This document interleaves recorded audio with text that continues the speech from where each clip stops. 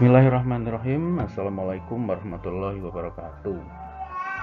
Selamat pagi anak-anakku sekalian. Semoga kita semua dalam keadaan sehat walafiat ya. Semoga kita tetap semangat untuk menerima pelajaran hari ini, dan semoga semuanya sudah siap standby dan kita semua bisa mendapatkan ilmu yang bermanfaat. Amin.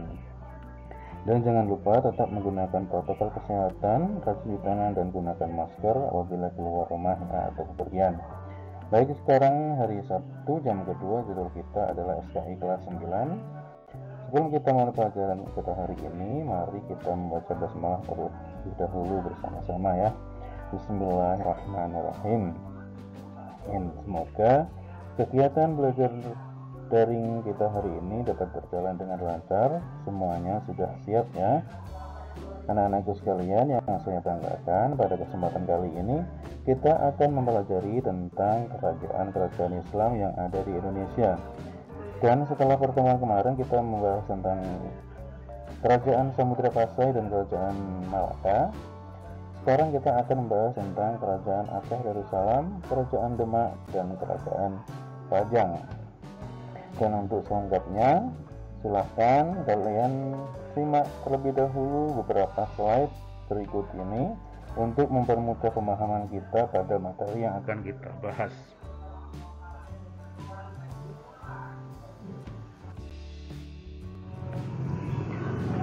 Tujuan pembelajaran pada kesempatan ini diharapkan peserta didik diharapkan mampu menjelaskan tentang kerajaan Aceh Darussalam, kerajaan Demak, dan kerajaan Pajang, serta mampu mengolah informasi tentang kerajaan-kerajaan Islam di Indonesia dalam bentuk tulisan atau media lain. Kerajaan Aceh Darussalam ini adalah kerajaan yang ketiga ya, setelah kemarin ada kerajaan Samudra Pasai dan Malaka.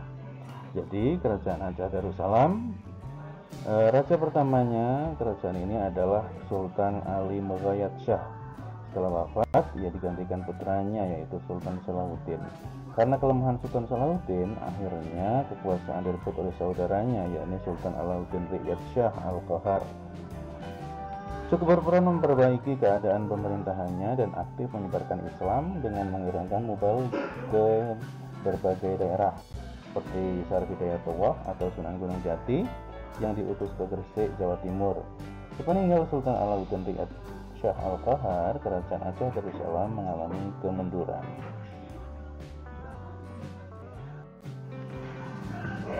Kerajaan Aceh Darussalam kembali bangkit setelah diperintah oleh Sultan Iskandar Muda atau Dharmawangsa Perkasa Alamsyah.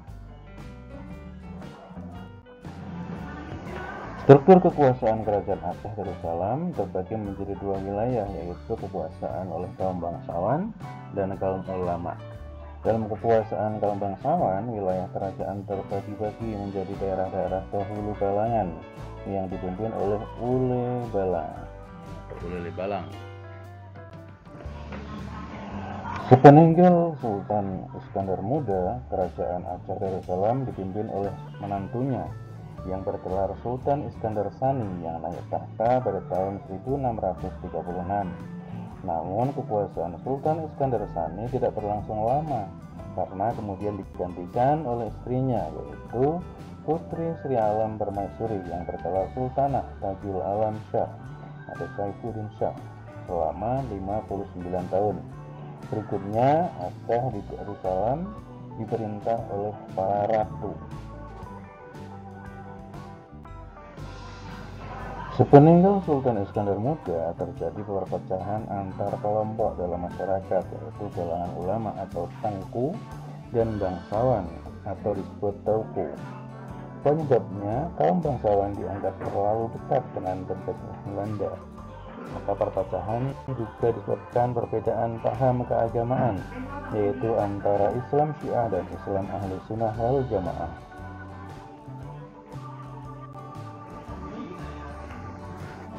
Pada masa pemerintahan Sultan Iskandar Sani, terdapat dua orang sastrawan terkenal, yaitu Nuruddin Ar-Ramili dan Hamdah Mansuri. Kesusastraan Aceh Darussalam yang cukup terkenal adalah Bustanus Salatin dan Hikayat Putra Kumbakmoh. Dan kerajaan berikutnya yang akan kita bahas yaitu Kerajaan Demak dan Pajang. Karena Kerajaan Demak ini merupakan kerajaan Islam pertama di Pulau Jawa. Kerajaan Demak merupakan kerajaan Islam pertama di Jawa. Para ahli memperkirakan Demak berdiri pada tahun 1500. Letak kerajaan berada di Bintoro, yakni di dekat muara Sungai Demak. Pusat kerajaan terletak di antara pelabuhan Berkota dan Jepara. Dan berikut ini adalah silsilah raja-raja Kerajaan Demak. Yang pertama adalah Raden Patah, yang kedua Pati Unus, yang ketiga Sultan Trenggono, dan berikutnya adalah Sultan Hadiwijaya, Arya Pangiri, dan Pangeran Benawa. Pengalihan dari Kerajaan Demak ke Pajang. Jadi Kerajaan Pajang itu sendiri masih merasa bahwa mereka itu melanjutkan dari kekuasaan Kerajaan Demak. Raja-raja yang memerintah di Demak antara lain Raden Patah sebagai pendiri sekaligus raja yang pertama. Kemudian dilanjutkan oleh Pati Unus, Sultan Trenggono, dan Sunan Prawata. Kerajaan Demak didirikan oleh Raden Patah yang memerintah kurang lebih 18 tahun, yakni dari tahun 1500 sampai 1518. Pengangkatan Raden Patah menjadi sultan dipimpin langsung oleh Sunan Ampel. Berdirinya Kerajaan Demak dilatar belakangi oleh melemahnya pemerintahan Kerajaan Majapahit dan mulai menguatnya pengaruh Islam di tanah Jawa. Pada masa pemerintahan Raden Patah, wilayah Kerajaan Demak meliputi Jepara, Tuban, Sedayu, Palembang, Jambi, serta beberapa daerah di Kalimantan. Raden Patah bergelar Senopati Jimbun Ngabdurrahman, Panembahan Palembang, Sayyidin Panatagama. Pada tahun 1511, ketika Kerajaan Malaka diserang oleh Portugis, Raden Patah mengirimkan bantuan militer yang dipimpin oleh Pati Unus atau putra Raden Patah. Hanya saja usaha tersebut tidak berhasil dan Malaka jatuh ke tangan Portugis. Raden Patah meninggal pada tahun 1518. Selanjutnya pemerintahan Kerajaan Demak digantikan oleh Pati Unus selama 4 tahun.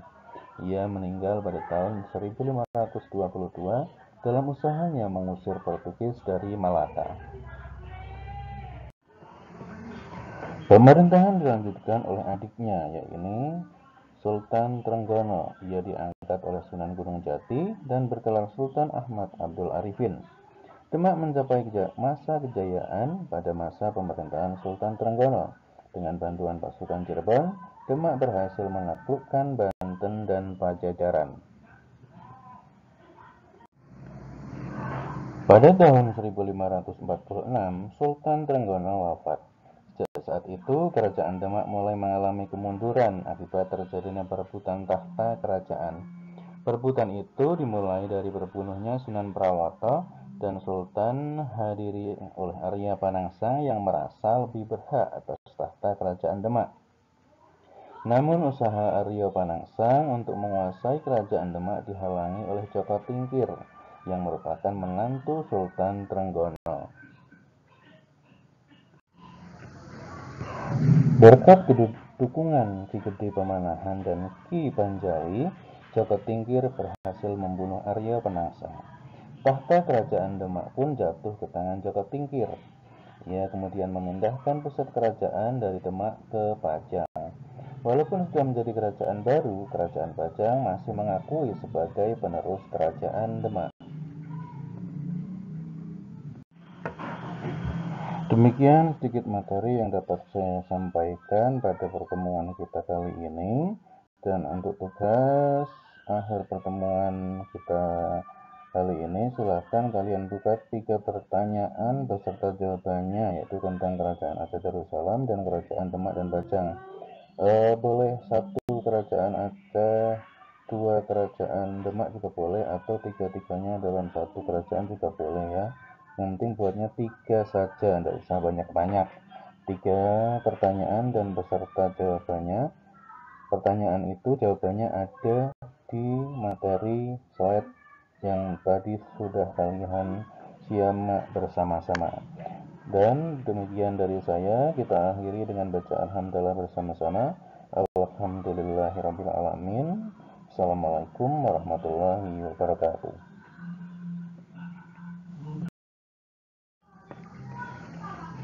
Dan untuk minggu depan kita akan membahas tentang Kerajaan Banten dan Kerajaan Cirebon dan Mataram ya. Semoga tetap semangat belajar, tetap jaga protokol kesehatan, dan sampai ketemu minggu depan.